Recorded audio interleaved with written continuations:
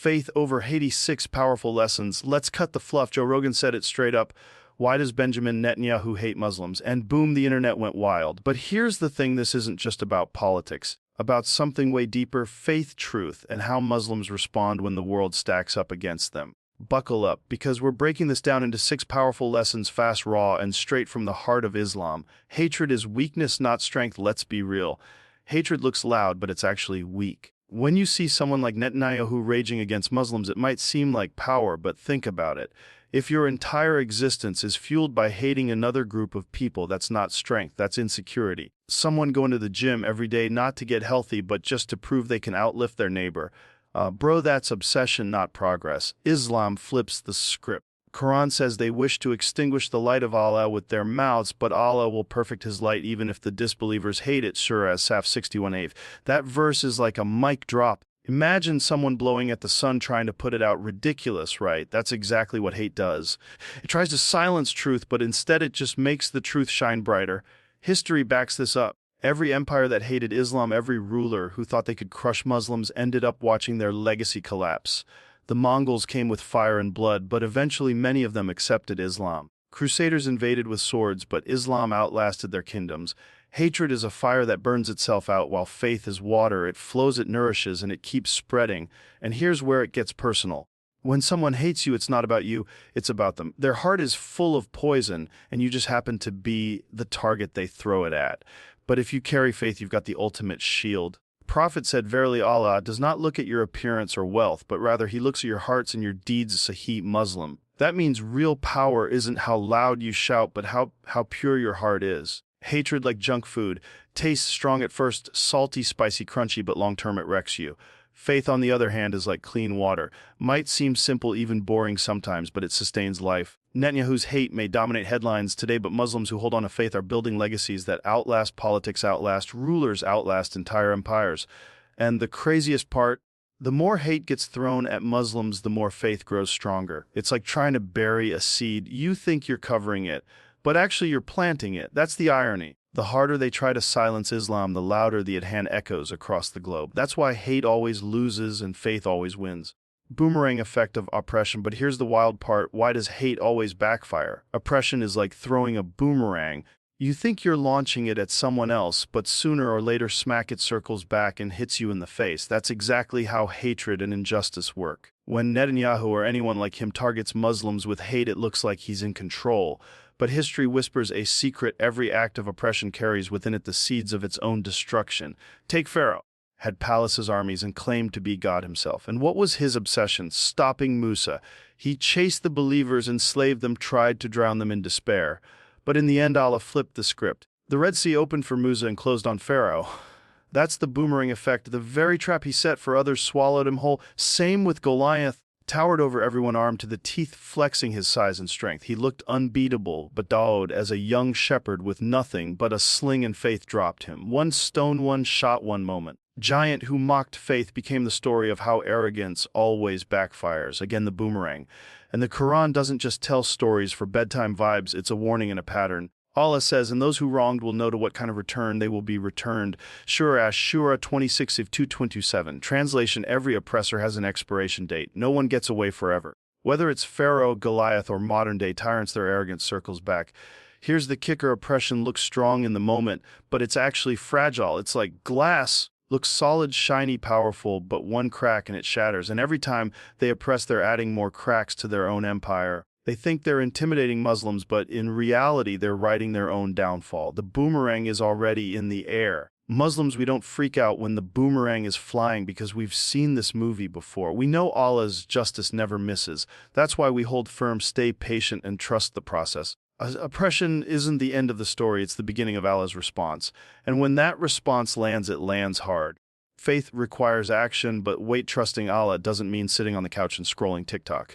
So what does it actually mean? Here's the problem. A lot of people treat faith like it's some kind of Netflix subscription. They think just saying I'm Muslim is enough, like clicking I agree on the terms and conditions without actually reading them.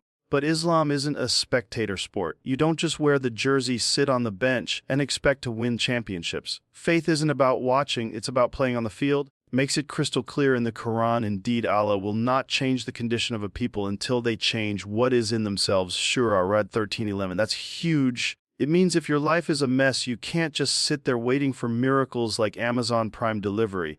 You've got to take action, fix your habits, strengthen your prayer, purify your heart. Faith is like a muscle, use it or lose it. Look at the Sahaba. These weren't superheroes born with capes. They were regular people who transformed because they acted on their faith. When the Prophet called them to prayer, they didn't hit snooze. When he asked them to sacrifice wealth, they didn't say, Inshallah tomorrow. They moved. They lived faith with their hands, their feet, their wallets, their blood. That's why their names are remembered centuries later. Compare that to the passive mindset today. Some Muslims complain about oppression, about Islamophobia, about how the world is unfair while they can't even get out of bed for Fajr. Let's be honest, you can't expect Allah to flip nations for you when you can't flip your blanket in the morning. Harsh maybe, true absolutely. Faith starts in the heart, but it proves itself in the grind. Is the beauty of Islam. Every little action counts. Smiling at someone is charity. Feeding a hungry person is worship. Studying, working hard, being honest, all of that is faith in action. The Prophet said the most beloved deeds to Allah are those that are consistent, even if small, as Sahih Bukhari. Translation, it's not about giant leaps once in a while, it's about steady steps every single day. So when someone like Netanyahu hates Muslims, the real response isn't just ranting on Twitter or complaining in group chats. The response is living your faith so boldly that no hate can shake it. Work, build, unite, give, serve. Because faith without action is just noise, and Islam isn't about noise, it's about impact. Being outnumbered doesn't mean being overpowered. Now you're thinking, okay, action is key, but what about when the whole world feels against us? Joe Rogan loves to talk about UFC fighters walking into the cage alone. No matter how many fans are cheering or booing, once that cage door closes, it's just you and the opponent. That's the reality for Muslims today. Walk into a world where sometimes it feels like everyone's against us. Media, politics, stereotypes. Outnumbered? Yeah. Overpowered, not even close. Islam has always thrived in the underdog position. Battle of Badr is the ultimate underdog story. 313 Muslims, that's it. No cavalry, no tanks, no air support, just faith, unity, and courage. Faced an army of 1,000 Quraysh, better armed, better supplied, more experienced. By logic, the Muslims should have been crushed. But what happened? Against the odds, they won. Why? Because Allah was with them. Allah promises this again and again. He says how many a small company has overcome a large company by permission of Allah, and Allah is with the patient. Surah Al-Baqarah 24:9. That's not just battlefield talk, that's life. Whether it's school, work, society, or global politics, being outnumbered doesn't mean being overpowered. It means you're about to witness Allah's help in ways you never imagined. Think about it. Even in sports, the smaller fighter sometimes shocks the world. Tyson was short for a heavyweight, but his speed and power crushed giants. Same with Muslims. We don't measure strength by numbers, weapons, or money. Our power is faith, and when faith fuels action, the size of the army doesn't matter. The size of your heart does. And being outnumbered isn't a punishment, it's a test. Allah wants to see, do you stand firm when you're the minority? Hold your head high when the crowd looks down on you? Or do you fold under pressure? Because here's the truth, gold is tested by fire and believers are tested by trials. Outnumbered, congratulations, you're in training for greatness. So when the world makes you feel small, remember small groups with big faith have always flipped history. Badr proved it. Generation of Muslims continues it. The math of this dunya says outnumbered equals weak, but the math of Allah says faith plus patience equals unstoppable. And this victory mindset doesn't just win battles, it wins heart. Mercy wins the heart war. Here's the thing, you can defeat someone's body, but you can't kill their idea. That's why Muslims don't just fight with strength, we fight with values. Netanyahu might try to silence Muslims with walls, bombs, and politics, but he can't silence the adhan echoing 5 times a day. That's faith winning the heart war, because deep down people respect courage, discipline, and mercy more than oppression. Look at the Prophet. After years of torture, exile, and battles, he marched back into Mecca with an army, and the Quraysh, they were terrified. They thought he would wipe them out in revenge. But what did he do? He forgave them. Go for you are free. That moment wasn't just mercy, it was genius. The people's hearts melted. The same enemies who once spat at him now embraced Islam. That's winning the heart war. Mercy is magnetic. When you respond to hate with hate, it's just noise against noise. But when you respond to hate with patience and dignity, people notice. Seeing 2 people in an argument, one screaming like a maniac, the other calm, composed, smiling. Who looks stronger? Exactly, the calm one. Mercy flips the script, and this isn't weakness. takes more strength than revenge. Think about it. Anybody can lash out, anybody can throw a punch. But to hold back, to forgive, to respond with wisdom, that takes controlled discipline and a heart connected to Allah. That's why the Prophet said the strong man is not the one who can overpower others in wrestling, but the strong man is the one who controls himself in anger. Sahih al-Bukhari, Sahih Muslim. History proves mercy wins. When Salahuddin Ayyubi recaptured Jerusalem, he didn't slaughter the Crusaders. He gave them safety that shocked the world. Even his enemies wrote about his nobility. And centuries later, people still remember his mercy. Meanwhile, the Crusaders who massacred Muslims when they first invaded, they're remembered as savages. Mercy lasts longer than violence. So here's the playbook. Hatred comes your way. You don't just resist it, you outclass it. You stand taller, you act nobler, you forgive stronger. The real victory isn't when your enemy falls to the ground. It's when they fall in love with the truth. That's the heart war, and Muslims win it with mercy. Legacy beats headlines. Here's the reality. Politicians like Netanyahu, they're just headlines. Flashy today, forgotten tomorrow. They're like trending hashtags, big noise for a while, then gone with the scroll. Islam isn't a trend, it's a legacy. It's been here for 400 plus years and still rising. The Quran isn't an old book collecting dust. It's alive, recited every second in every corner of the world. Headlines fade, but legacies echo. Think about it. Where's Pharaoh's empire today? Dust. Where are the Roman idols people once bowed to? Museum pieces. But the words of the Quran? Memorized by kids who don't even speak Arabic. Allah promised it. Indeed it is we who sent down the Quran, and indeed we will be its guardians. Surah Al-Hijr 15:9. That's not a prediction, that's a guarantee. Politicians can rant, armies can fight, but Allah himself guards the legacy of Islam, and that's the difference between power and legacy. Power is temporary, legacy is eternal. Netanyahu might control policies, borders, or armies, but can he control what people remember about him after he's gone? Nope. Because history doesn't remember titles, it remembers impact.